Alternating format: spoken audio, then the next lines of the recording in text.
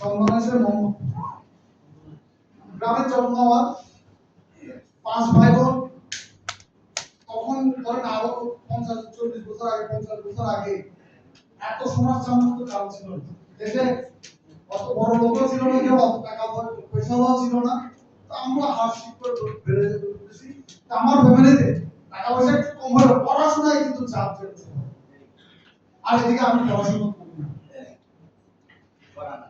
না, করি না, ফাঁকিবাজ, ফেল। আত্মীয় স্বজন বুদ্ধি দেওয়া শুরু করলো আমার বাপরে। আমি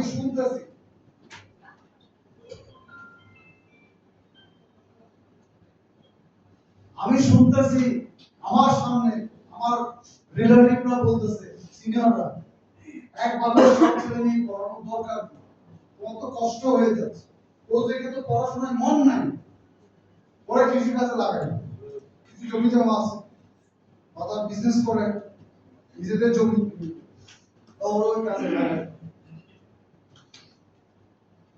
সারাদিন খেলতাম, দুষ্টুমি করতাম, পড়াশোনা করতাম না, যেটা হয় আর ক্লাস 8-9 গিয়ে গুরু সন্ধান পাইলাম।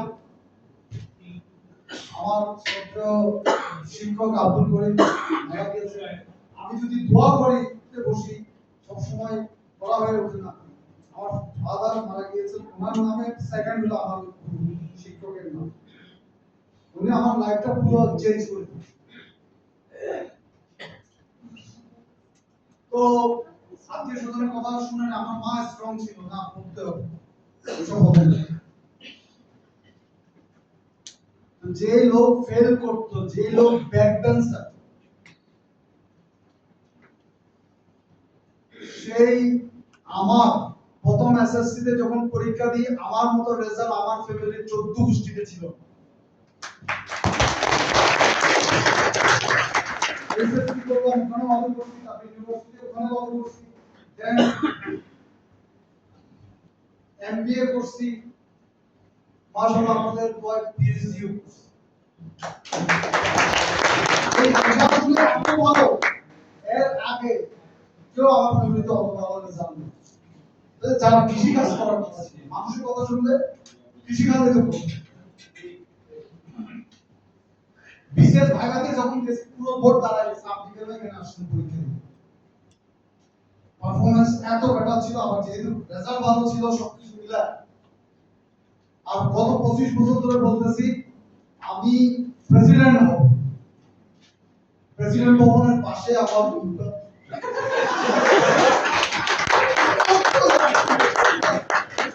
স্বপ্ন দেখে যদি দেখবো বড়টাই দেখবো, ওই লেভেল থেকে যদি এখানে উঠে আসতে পারি, তাহলে আপনারা নয় কেন?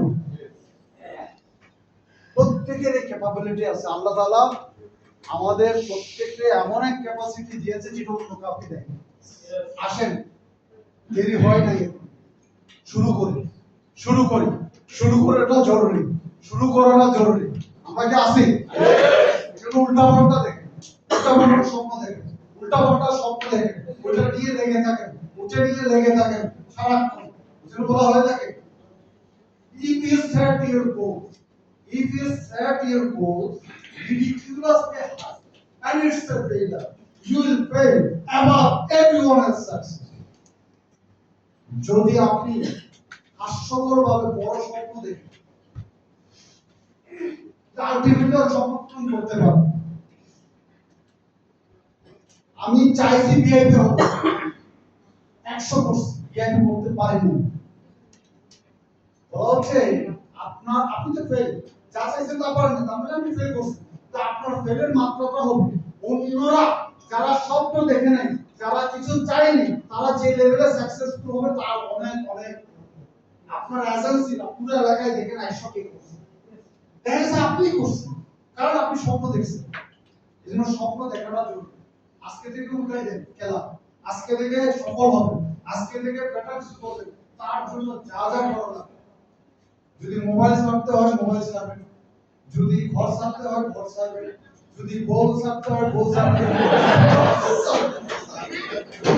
এটা জাস্ট পেতে গেলে ছাড়তে হবে, ত্যাগ করতে হবে।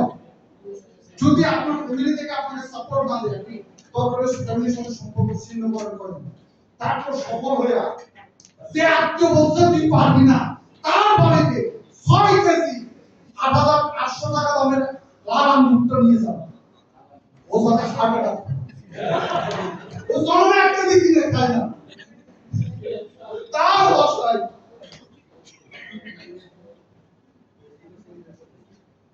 আপনার প্রতিশোধ নেওয়ার সবচেয়ে বড় অস্ত্র হলো massive success.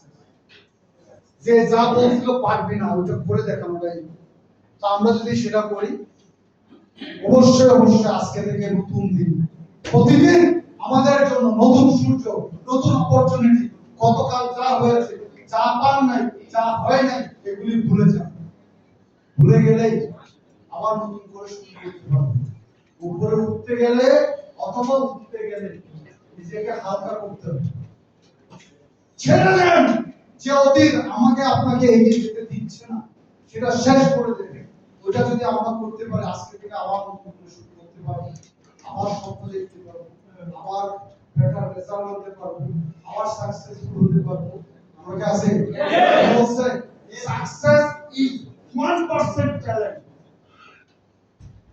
Success is 1% talent, and 99% is refusing. Never give up.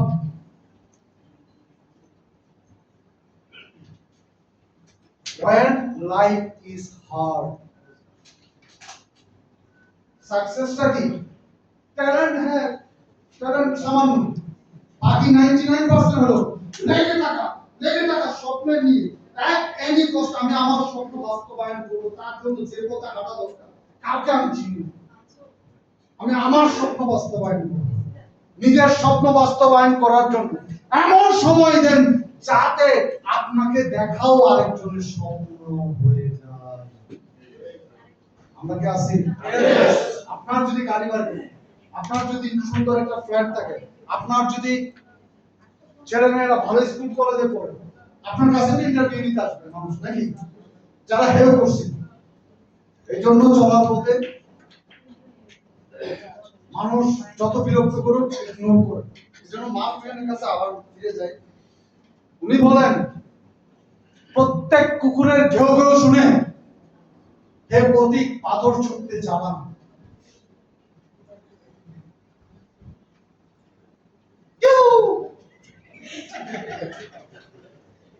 এই আপনার দিয়ে হবে না, তুই কুকুর, এটা বলতে না আপনার নিজে নিজে কুকুরের আওয়াজ দিলেন,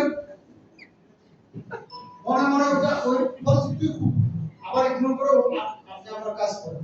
কারণ আপনি যদি প্রত্যেক কুকুরের পাথর ছুঁড়তে মারেন, তাহলে আপনি আপনার লক্ষ্যে পৌঁছাতে পারবেন?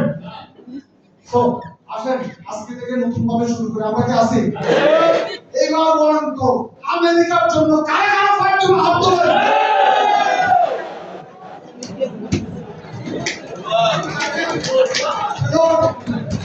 আমেরিকার আছে মাত্র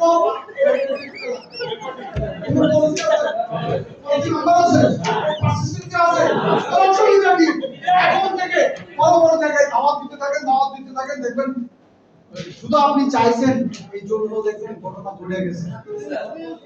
তো thank you very very much. আজকে পর্যন্ত আল্লাহ হাফেজ।